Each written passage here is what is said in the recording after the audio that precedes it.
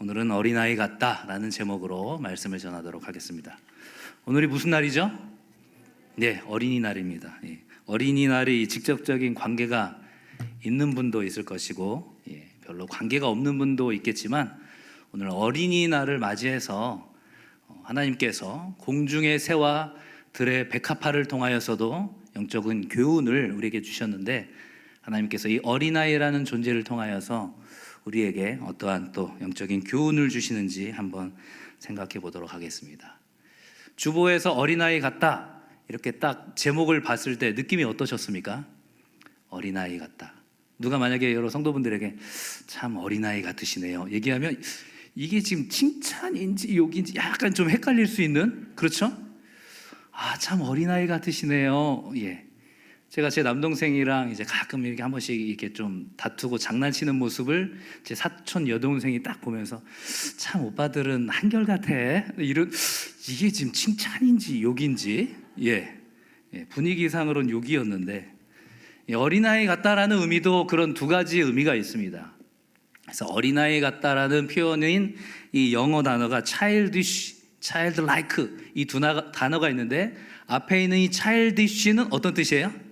유치하다는, 참 어린애 같다, 이제 이런 의미죠. 유치하고 미성숙하고 분별하지 못하는.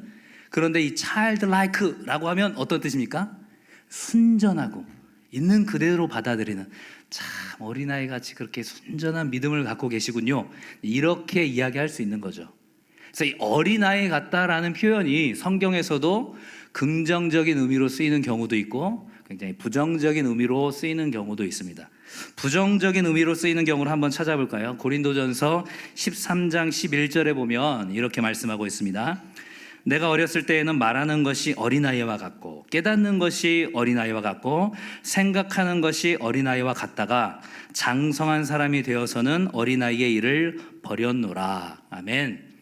고린도전서 13장은 우리가 잘 알고 있는 이 사랑장이죠. 고린도 교회 은사를 서로 자랑하는 이 성도들에게 사랑이야말로 가장 위대한 것이다 라는 것을 얘기하면서 어린아이와 같은 신앙을 벗어날 것을 이제 권면하는 거죠. 나 역시도 말하는 것, 깨닫는 것, 생각하는 것이 어린아이와 같이 그렇게 미숙하고 미성숙하였지만 장성한 사람이 되어서는, 그리스도의 장성한 분량에 이르러서는 그러한 어린아이의 일을 버렸다, 너희도 그렇게 되길 바란다 라는 거죠. 이렇게 어린아이와 같다라는 것은 미숙하고 아직 자라지 못한 그런 상태를 이야기합니다. 또 한 구절 한번 살펴볼까요? 에베소서 4장 14절입니다. 자, 이 말씀 같이 한번 읽어보도록 하죠. 시작. 이는 우리가 이제부터 어린아이가 되지 아니하여 사람의 속임수와 간사한 유혹에 빠져 온갖 교훈의 풍조에 밀려 요동하지 않게 하려 함이라. 아멘. 그리스도의 장성한 분량에 이르도록 우리가 열심을 다해야 되는데, 그 이유는 무엇이냐 하면 우리가 어린아이가 되지 않아야 된다라는 것이죠. 그래서 사람의 속임수와 간사한 유혹에 빠져서 온갖 그러한 교훈의 풍조에 밀려서 요동하지 않게 하기 위해서, 분별하지 못하고 이리저리 휩쓸리지 않기 위하여서 우리가 어린아이가 되지 말아야 된다, 이런 거죠. 그러니까 분별하지 못하는 것이 또한 어린아이와 같다라는 것입니다. 이게 뭔지 정확히 분별을 해내야 되는지, 이게 지금 똥인지 된장인지, 이게 콜라인지 간장인지, 이게 케찹인지 고추장인지 꼭 찍어 먹어봐야 아는 그런 어린아이와 같은 신앙의 모습을 버려야 된다라는 거죠. 그래서 성경에서 이 어린아이와 같다라는 표현이 굉장히 이렇게 부정적인 의미로 쓰인 경우가 있는 반면에, 오늘 본문에서 보는 것처럼 이 어린아이와 같다라는 것이 긍정적인 의미. 오늘 본문에서는 어떻게 이야기하고 있습니까? 누구든지 하나님의 나라를 누구와 같이? 어린아이와 같이 받들지 않는 자는 결단코 그 하나님의 나라에 들어가지 못한다. 이것이 어린아이들만 하늘나라에 간다, 이런 의미가 아니겠죠. 그리고 어린아이가 완벽한 존재다, 지금 이런 의미도 아닐 겁니다. 그러니까 영어 단어로 말하는 이 childish가 아니라 이 childlike, 어린아이들처럼 무조건적으로 받아들이고 이해하지 못하는 상황에서도 그냥 받아들이는 거죠. 절대적으로 수용하고 절대적으로 의존하고 신뢰하는 그런 어린아이와 같은 믿음으로 받아들이지 않는 자들은 천국에 들어가지 못한다. 물론 이것을 오해하면 안 됩니다. 구원을 철저하게 하나님의 은혜로 말미암은 것이기 때문에 그러한 우리의 노력으로 하나님 나라에 들어가는 것이 아니라 하나님 나라에 구원받은 백성의 특징을 보니까 어떻다는 거예요? 이런 어린아이와 같은 믿음을 갖고 있다라는 거예요. 그러한 모습이 드러나게 된다라는 것입니다. 그러면 우리가 궁금한 것이 지금 이 제자들 역시도 어린아이 시절이 분명히 있었을 텐데 이 제자들이 지금 예수님께 어린아이들이 나오는 상황들을 지금 제지했단 말이죠. 이 상황을 두고 예수님께서 어떻게 하십니까? 예수님께서 14절을 보니까 예수께서 보시고 노하시어 분개하셨다는 거죠. 화를 내셨다라는 거예요. 이 단어를 헬라어 시제를 보면 이제 미완료 시제를 썼거든요. 그러니까 한번 화내시고 말았던 게 아니라 이 시제적인 해석으로 관점으로 보면 계속해서 화를 내셨다라는 거예요. 지속적으로 그 아이들을 축복하는 내내 예수님께서 이방인들을 향해서 그리고 종교 지도자들을 향해서 화를 내신 적은 있었지만 이 사복음서에서 제자들을 향해서 이렇게 분개하시고 화를 내신 경우는 유일한 기록입니다.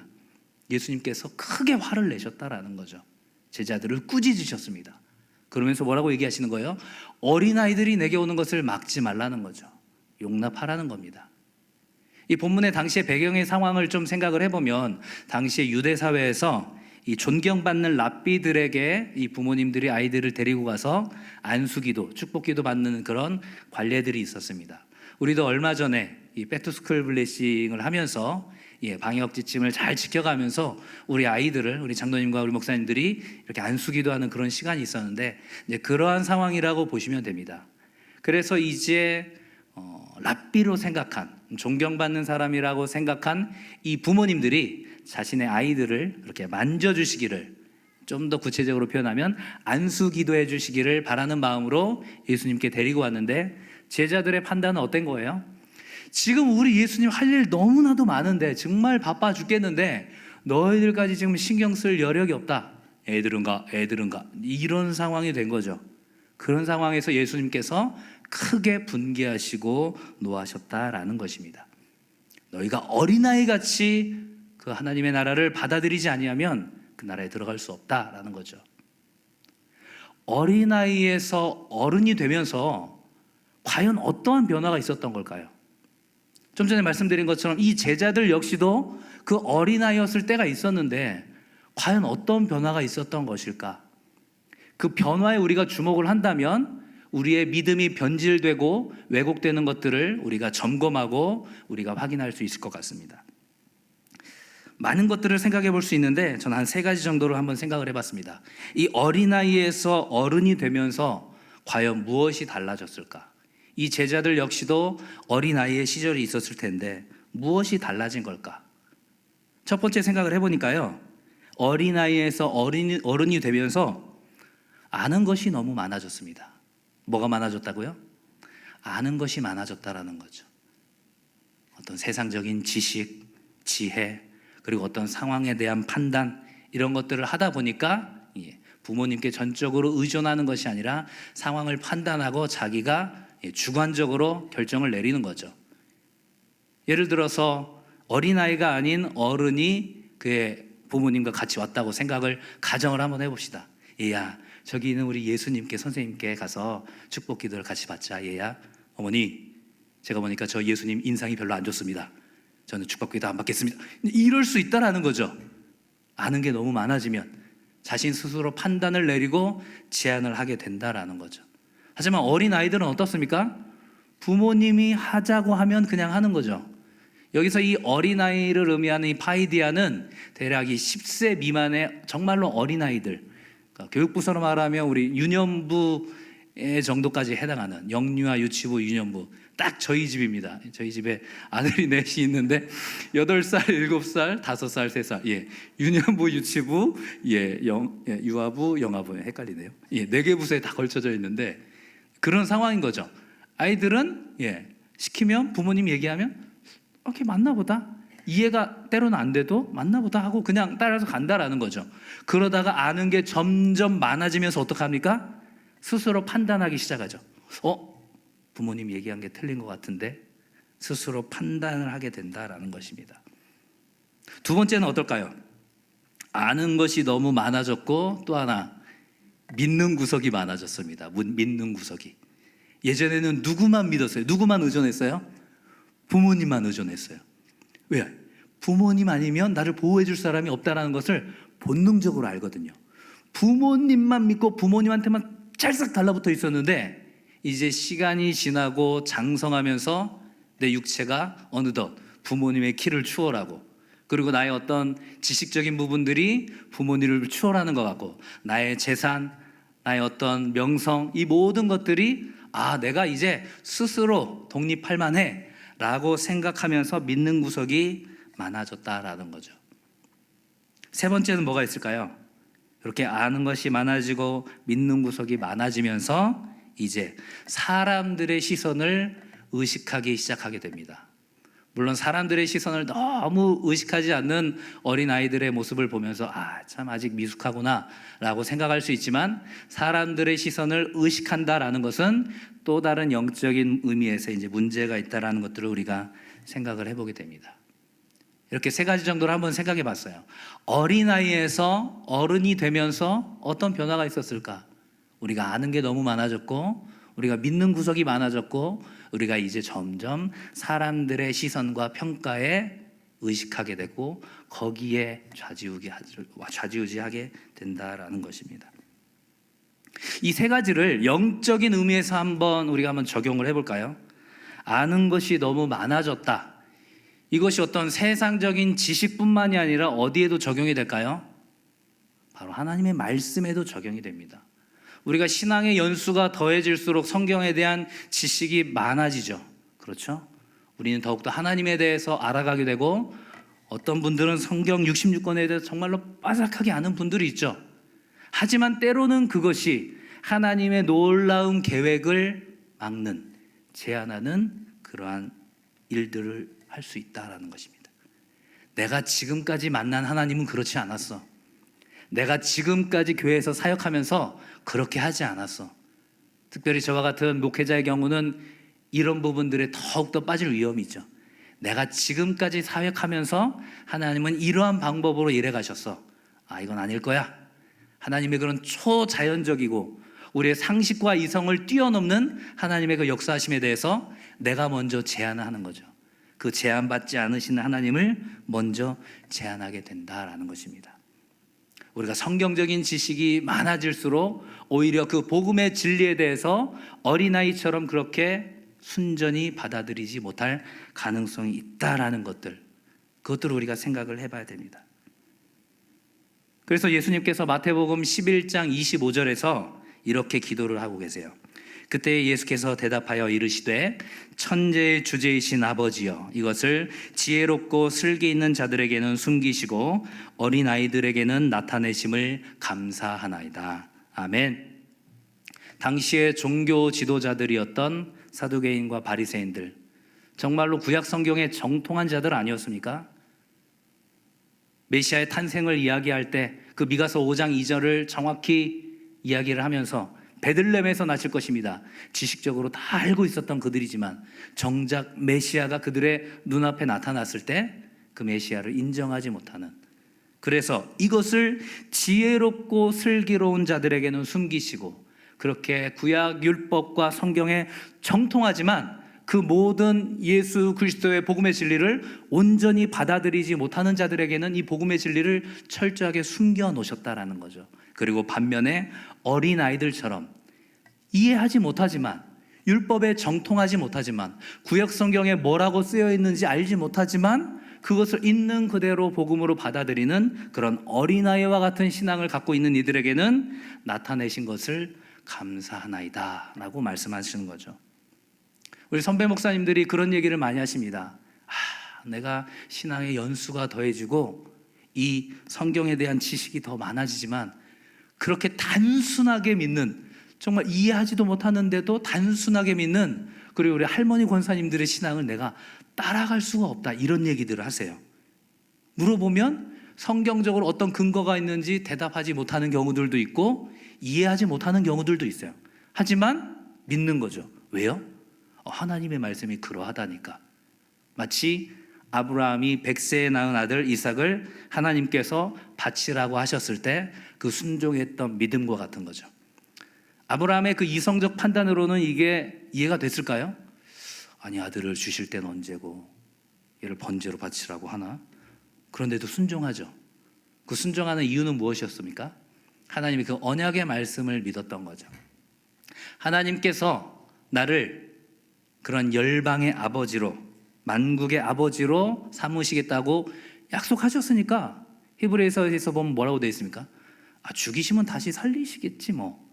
이런 단순한 믿음이 그에게 있었다라는 거죠. 그에게는 하나님에 대한 지식들이 있었지만 그 아는 것들이 하나님의 그러한 권능을 제한하지 않았다라는 것입니다. 바라기는 우리가 성경적인 지식 그리고 하나님에 대한 경험이 더욱더 풍성해질수록 그것이 우리가 생각하고 있는, 그리고 우리가 믿고 있는 하나님에 대한 전부가 아니라는 것들을 꼭 기억하시기 바랍니다. 이 문학 기법에 보면 낯설게 하기라는 것이 있습니다. 어떻게 하기요? 낯설게 하기. 낯설게 하기를 하는 이유는 무엇이냐면 내가 지금까지 갖고 있었던 경험과 그것들로 인하여서 편견이 들어가지 않고 온전히 그 지문을 해석하기 위해서 낯설게 하기라는 기법을 사용하는데, 우리가 성경을 읽을 때도 그러한 관점이 필요합니다. 오늘 우리가 읽은 말씀, 신앙의 연수가 있는 분들은 다 아는 말씀이죠. 아마 본문만 딱 보고 설교 제목만 듣고도 오늘 뭔 얘기 하겠구만, 이게 벌써 다 아셨을 거예요. 그렇죠? 이미 스토리 다 알고 계시죠? 다 알고 계시잖아요. 예. 하지만 어떻게 하는 거예요? 야, 이게 무슨 말씀이야? 내가 이 말씀 처음 보네. 야, 이 무슨 말씀? 야, 그래, 예수님이 화를 내셨어? 예수님이 어린아이 때, 그렇구나. 그렇게 읽자라는 거예요. 마치 처음 읽는 것처럼. 그러면서 하나님께서 이 말씀을 통하여서 내가 수십 번, 수백 번 읽었지만 이 말씀을 통하여서 오늘은 하나님께서 어떤 것들을 이야기해 주실까? 나의 마음속에 그 레마의 말씀으로 어떤 것들이 자리 잡게 될까라는 것들을 기대하는 마음. 그게 바로 어린아이와 같은 그런 수용적인 반응이며 신뢰의 모습이라는 거죠. 그렇게 우리가 아는 것이 더욱더 많아질수록 하나님께서 내가 아는 하나님의 모습 말고 또 다른 모습, 그리고 내가 지금까지 사역했던 그런 어떤 사역의 노하우 말고 또 다른 방법들을 통하여서 또한 일하시겠구나라는 것들을 그렇게 기대하면서 나갈 수 있기를 소망합니다. 두 번째 얘기가 뭐였죠? 아까 어린아이에서 우리가 어른이 되면서 우리가 변화된 것 중에 하나가 뭐라고요? 뭐가 많아졌다고요? 믿는 구석이 많아졌다고요. 믿는 구석이. 여러분 뭘 믿고 계십니까? 나의 건강, 나를 든든하게 후원해주는 우리의 자녀들, 우리의 재산, 그리고 내가 가지고 있는 여러 사회적인 관계들, 이런 것들 하나님께서 주신 것들이기 때문에 감사함으로 누려야 되죠. 하지만 그것들을 믿게 되면, 온전히 믿게 되면 우리가 온전히 믿어야 될 하나님에 대한 온전한 신뢰와 믿음이 오히려 제한될 수 있다라는 것입니다. 마치 어린아이가 어렸을 때는 부모님에게 전적으로 의존했지만 점점 커가면서 부모님 가만히 계십시오. 가만히 계십시오. 손 하나 까딱 하지 마십시오. 제가 알아서 다 하겠습니다. 이렇게 얘기하는 장성한 아들과 같죠. 어른들에게 물어봤더니 두 가지 마음이 동시에 든다고 그래요. 한편으로는 야, 그래, 얘가 이제 다 컸구나, 기특하네 라는 마음이 들면서 두 번째 마음은 뭐냐면 뭔가 씁쓸한 마음이 든다라는 거예요. 왜 그러냐고 물어봤더니 이제 내가 더 이상 필요가 없는 존재구나, 부모로서의 역할을 다 했지만 더 이상 이제 내가 부모가 아니구나 라는 그런 마음이 든다고 그래요. 그래서 톰 서여의 모험이라는 그 소설을 쓴 마크 트웨인이 그런 이제 수필을 남겼습니다. 나는 막내였고 부모님께 늘 어리광을 부려서 부모님께 죄송한 마음이 있었는데 나중에 생각해 보니까 부모님이 나 때문에 이 부모의 역할을 감당할 수 있는 것에 대한 어떤 만족하는 그런 것들이 있다라는 것들을 뒤늦게서야 깨달았다라는 거예요. 그래서 때로는 정말 응석바지처럼 그렇게 아이고 얘는 아직도 내가 있어야 돼 라고 생각하는 그런 막둥이들 보면 어때요? 더 애착이 가시잖아요. 그렇죠? 그러면서 내가 아직도 얘한테 필요한 존재구나 라고 생각을 하게 되는데, 우리가 하나님께 그럴 수 있다라는 거예요. 우리가 하나님께 하나님, 요건은요 제가 기도 따로 안 하겠습니다. 요건 제가 요 정도는 제가 해결할 수 있습니다. 요 정도는 아주 뭐 이런 감기 요 정도는 예, 제가 굳이 기도하지 않아도 제가 해결할 수 있습니다. 예, 제가 약 처방 받고 이제 3일 만에 나을 거니까 굳이 요거는 기도 안 하겠습니다. 하나님, 제 마음 아시죠? 예, 저 이제 다 컸잖아. 아유 진짜 다 큰 신앙인인데 성숙했는데 이 정도는 제가 알아서 해야죠. 하나님께서 그걸 원하는 게 아니라는 거죠. 어린아이처럼 내가 다 할 수 있을 것 같지만 이 감기 하나를 통하여서도 하나님께서 그 생명을 불러들일 수 있는 만물의 주관자라는 것들을 인정하면서 나아가는 거죠. 어떻게 해요? 마치 그 어린아이가 나는 엄마 없으면 죽어 하면서 계속해서 우는 아이처럼 그러한 믿음을 원하신다라는 거죠. 우리가 믿는 구석이 많아질수록 그 모든 믿는 구석들을 우리에게 선물로 주신 하나님이 얼마나 대단하고 존귀한 존재인지를 우리가 잊을 수 있다라는 것입니다. 요즘 한참 그 어린 아이들에 대한 어떤 학대에 대한 이야기들이 나오는데, 그러면서 아이들이 그렇게 수없이 폭언과 폭행을 당하는데도 또 시간이 지나면 또 엄마 하면서 이렇게 달려든다라는 거예요. 제가 일전에도 한번 예화를 말씀드렸는데 왜 그런가 하고 봤더니 아이들이 본능적으로 안다는 거예요. 본능적으로. 뭐를요? 나는 이렇게 맨날 이렇게 폭행과 폭언을 하지만 그래도 나를 지켜줄 수 있는 사람은 누구밖에 없다는 거예요. 이 엄마밖에 없다는 거예요. 이걸 본능적으로 아니까 그렇게 맞고 폭언을 당해도 시간이 지나면 또 엄마한테 매달린다는 거예요. 하물며 그렇게 폭언과 폭행을 일삼는 부모 밑에 서 있는 어린 아이들조차도 부모에게 딱 달라붙는데, 우리에게 가장 좋은 것으로 주시고 최고의 것으로 주시는 그 하나님께 우리가 영적인 자녀로서 그렇게 난 하나님 없으면 안 됩니다, 다른 거 다 있어도 하나님 없으면 안 됩니다 라고 그렇게 꼭 달라붙어 있는 그런 어린아이와 같은 믿음을 갖는 것이 너무나 당연한 것이겠죠. 하물며 우리 하나님이 그런 존재라는 거죠. 하나님께서 우리에게 믿는 구석들을 주셨지만 하나님 아니고서는 내가 이 모든 것들을 해결할 수 없습니다. 오늘 예배당에 갓난아이가 하나 왔는데, 갓난아이를 보면서 묵상하시기 바랍니다. 하나님, 제가 이 갓난아이처럼 엄마에게 딱 달라붙어 있는 갓난아이처럼 그런 신앙생활을 할 수 있는 그런 신앙인이 되길 소망합니다. 그렇게 기도하시기 바랍니다. 자, 세 번째는 뭐였습니까? 무엇을 의식하기 시작했다고요?